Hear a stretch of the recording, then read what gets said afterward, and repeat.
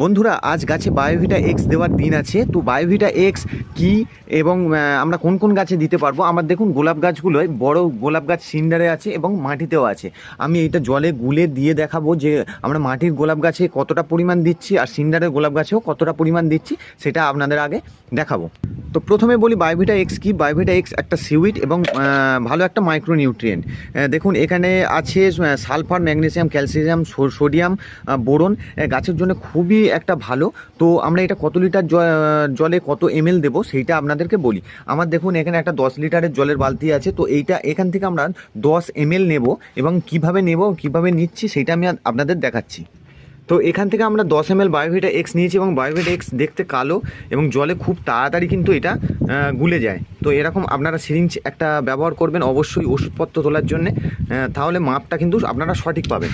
এবং আপনারা এইটা ভালো করে গুলে নেবেন। কত তাহলে 10 লিটার জলে 10 এমএল, তার মানে 1 লিটার জলে 1 এমএল হিসাবে কিন্তু এই বায়োভিটা এক্স গুলতে হবে। এবং কিভাবে গাছে দিতে হবে পুরোটাই কিন্তু দেখাবো। সিন্ডারের জল কতটা আমি দিচ্ছি আর মাটিতে আমরা কিভাবে জল কতটা দিচ্ছি সেটা কিন্তু আপনাদের দেখাবো। আর এইটা হচ্ছে গাছের কিন্তু একটা সিউড এক্সট্রাক্ট দেওয়া মানে গাছের কিন্তু সার্বিক বৃদ্ধি যেরকম খুব ভালো হয়, রুটও ভালো আসে এবং গাছের যে ভিটামিনগুলো গাছের দরকার সেইটা কিন্তু খুব ভালো। এইটা আপনারা মাসে আপনারা দুবার ব্যবহার করতে পারেন। গাছে কিন্তু এটা স্প্রেও করতে পারেন।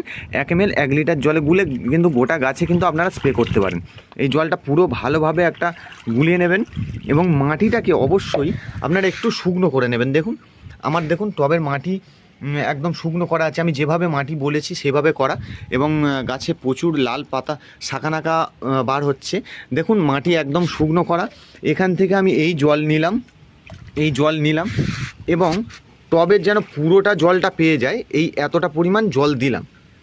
দেখুন এই পুরো জলটা যেন পেয়ে যায়, অল্প পরিমাণে আমি ব্যবহার করব এবং মাটিটাকে পুরোটা শোক হতে দেবো। এবং খুব আমি যেভাবে মাটি বলেছি খুব তাড়াতাড়ি আপনারা 10 থেকে 15 সেকেন্ডের মধ্যেই কিন্তু এই জলটা কিন্তু মাটিতে পুরোপুরি ভালোভাবে টেনে নেবে এবং জলটা দেখবেন টবের তলা থেকে অল্প একটু পাস হচ্ছে।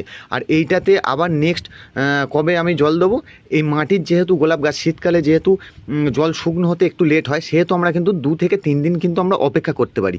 সেক্ষেত্রে কিন্তু আপনি মাটি এরকম হাত দিয়ে একটু চেপে দেখে নেবেন যে ভিজে আছে কি পুরোপুরি শুকনো হয়ে গেছে। পাতাগুলো যদি একটু নুয়ে যায় তার মানে জানবেন যে আপনার গাছে জল দেওয়ার প্রয়োজন হয়েছে, তখনই কিন্তু আপনাকে জল দিতে হবে। দেখুন 10 সেকেন্ড কথা বলতে বলতে পুরো মাটির জল একদম কিন্তু শুকনো হয়ে গেছে। এইভাবেই কিন্তু মাটি তৈরি করলে অবশ্যই ভালো হবে। আর যেহেতু বড় গাছগুলো আমার এই বড় গাছগুলো সিন্ডার আছে, এই গাছগুলো কিন্তু 1 লিটার পুরো জল খাবে। এই 1 মগ